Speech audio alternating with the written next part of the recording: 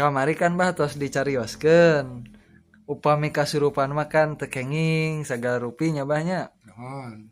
Tah ayeuna kumaha upami anu nyurup teh atanapi nu disebatkeun nitis.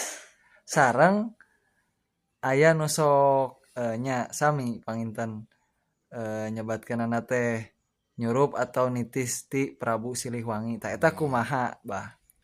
Ayeuna loba pisan usum pisan jelma anu ngambat atunya atanapi nyambat atanapi disambat erek ku pribadi erek make media batur gitunya anu lumpatna engke jadi kana sifat kasurupan dabuangana disambat atanapi diembat ngaranna disambat jeung diembat lumpatna kasurupan nu asupna bisi anu lain-lain nu teu pararuguh.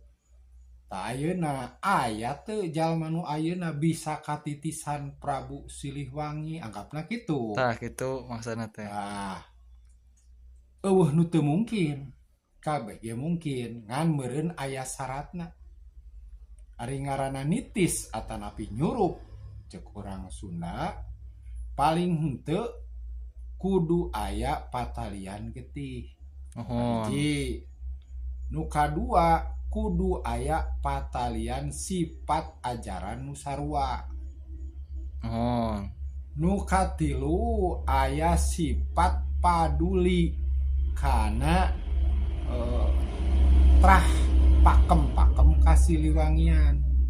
Tah nembe eta tiasa nitis Nuhun. atanapi tiasa nyurup. Oh Gitunya. gitu. Ngan lamun nitis jeung nyurup sifatna mun sagetih kadang-kadang teu dialap oge bisa atanapi teu diteang oge bisa.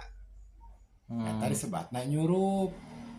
Nuhun. Langkung sae nu kumaha? Langkung sae mah nyurup jeung surupna. Nyurup jeung surupna naon? Nyurup jeung surupna. Nyurupna sarua aya trah titis getih.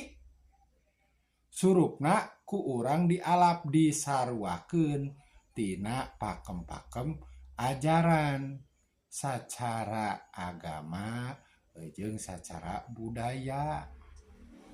Gitu. Karek eta bisa nyurup jeung surupna. Jeung lamun nu kasurupan mah dina cumaritana sok ngaco sabulang bentor teu nyambung mun ayeuna mah. Kamana wae menta syarat teu pararuguh, cacakar teu pararuguh, eta mah kasurupan. Lamun nitis atanapi nyurup, komo deui nyurup jeung surupna. Eta kaprabuan bakal beda tina ucapan, bakal beda tina gerak-gerik. Kitu nya. Tina bahasa oge bakal kaciri. Moal aya nyurup atanapi nyurup jeung surupna ku kaprabuan Siliwangi bahasana bahasa nu ngaco.